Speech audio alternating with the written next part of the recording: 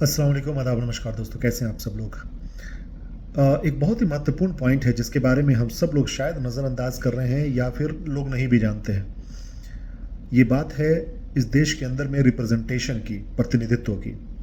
वो ये है कि हमारे संसद में लगभग 543 सांसद हैं और ये 140 करोड़ की आबादी की रिप्रेजेंटेशन है।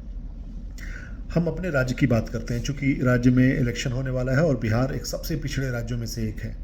वो इसलिए बात करना ज़रूरी है क्योंकि जो रिप्रेजेंटेशन है, और रिप्रेजेंटेशन एक इतनी इम्पॉर्टेंट चीज़ है कि अगर आपका सही से प्रतिनिधित्व नहीं होता है संसद भवन में या विधानसभा में, तो यकीन मानिए कि तरक्की भी होना संभव नहीं है।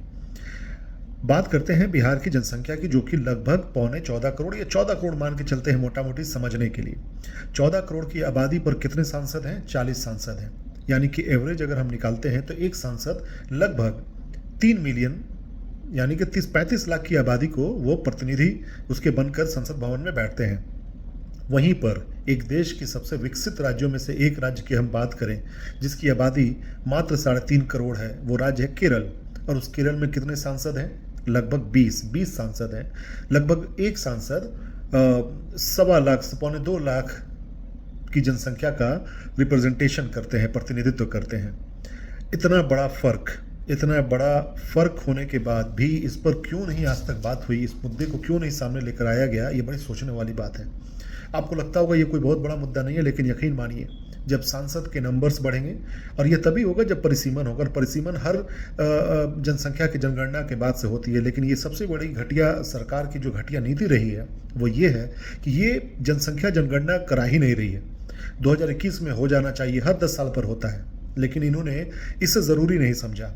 और बिहार जैसी जगह जहाँ पर इतनी जनसंख्या है, जहाँ पर गरीबी है, जहाँ पे बेरोज़गारी है, जहाँ पे किसी तरह का इंडस्ट्री नहीं है, वहाँ पर आप इन एक सबसे मूलभूत बातों को नज़रअंदाज करके अगर आप चलते हैं तो इससे बड़े शर्म की बात कुछ नहीं हो सकती है। तो इस पॉइंट पे गौर करें और इस पर और डीपली रिसर्च करें कि ये क्यों इस तरह का है। परिसीमन अगर होता है तो हमारे राज्यों में, बिहार में, यूपी में और भी जगहों पर जहाँ पर आबादी ज़्यादा है वहाँ पर रिप्रेजेंटेशन बढ़ेगा, वहाँ पर सांसदों की संख्या बढ़ेगी, वहाँ पर विधायकों की संख्या बढ़ेगी और इस तरीके से विकास करना थोड़ा आसान हो जाएगा। अब आप सोचो सीवान की आबादी 35 लाख है।